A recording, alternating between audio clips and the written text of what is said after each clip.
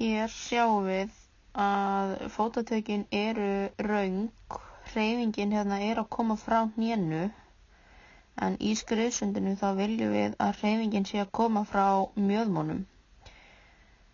Handartökin eru rétt, en ef við myndum laga fótatakið, þá myndi Erla ná líkamsveltunni sem hún er að reyna að gera og hún myndi einnig fara hraðar.